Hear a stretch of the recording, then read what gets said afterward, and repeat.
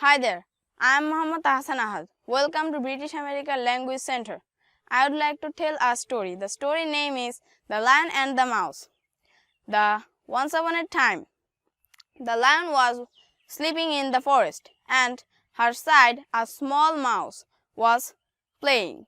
Suddenly, he ran on her nose, and the lion got up, caught the mouse, and the mouse said, "Please, Mr. Lion, let me go. You may need my help."